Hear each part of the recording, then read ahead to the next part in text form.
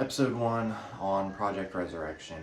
This will be an overview of the boat and what its past life was, and kind of what I have planned for it, all the things that have already been done to it. And yeah, so she's a 1969 Cal Cruising 36, 36 feet long, almost 10.5 foot wide, draws about 5.5 feet of water. Fuel tank used to be about 95, 100 gallons. I had a new fuel tank made that's roughly 65 gallons. That's been installed, not plumbed yet. That's going to be fun because the floor's got to be kind of slid out, which I've made pretty much easy. I did rebuild the floor as well in the salon. Two new bulkheads have been put in, the main ones. Chain plates have not been reinstalled yet. The steel beam that runs across the boat that connects to the main bulkheads has been pulled out, sandblasted, and powder coated. The stringers that are in the keel were about 1/2 inch plywood and they were rotten out. Now what's in there is 1.5 inch Coosa board. Other than that, that's about all that's been done to the boat, aside from a little bit of core work that was done on the cabin top. There's a lot of bulkheads that need to be replaced, a lot of electrical, well, all electrical, all plumbing, it's all got to be redone. The Perkins 4107 that is in this boat has been rebuilt along with the transmission and the gearbox. Cutlass bearing is going to have to be done, which I've personally never done one of those before, so that's going to be a learning curve. So yeah, that's pretty much it. I've got to kind of source where I can buy some Hydrotech plywood because that's what the main bulkheads were built out of, and I did not put those bulkheads in, so I need to figure out where to order that stuff from, along with the veneers. I grew up on this boat as a kid. This used to be my father's boat when we lived down in Key Largo. He passed away when I was about 11 years old, and he had sold the boat probably a year or two beforehand. When I turned about 18 or 19 years old, I started looking for the boat, and after 9 years of searching, I finally found the boat and purchased it from a guy up in Deltaville, Virginia. I then had it moved to North Carolina, where the marina down there did the bulkhead work and the compression post beam and all that. So they did the work there, and there's still more than enough to be done. So that's pretty much the overview of the boat.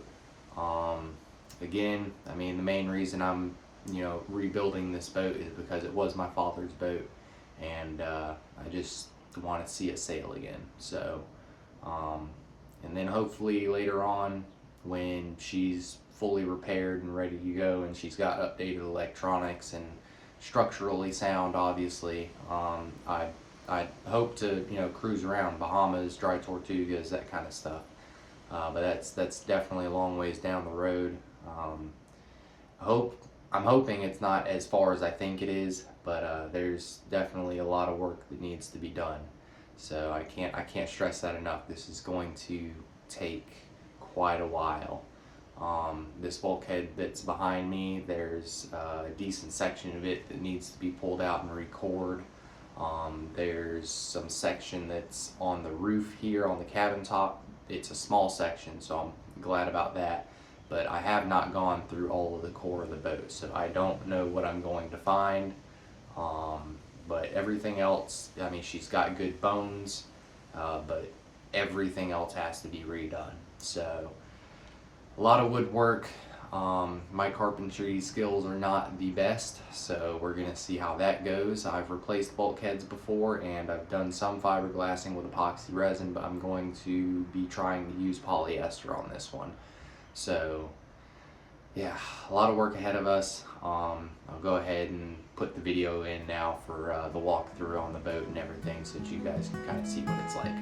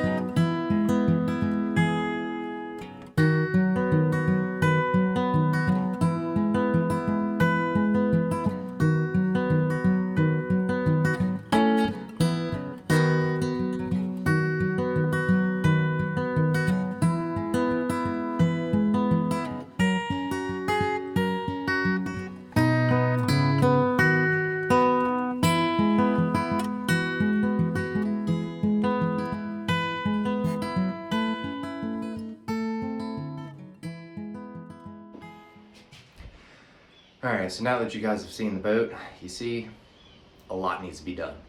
So yeah, just if you're interested in watching pretty much somewhat inexperienced. I mean, I've got a little bit of experience, but not a whole bunch. This is definitely going to be the largest project I've taken on and most extensive as well.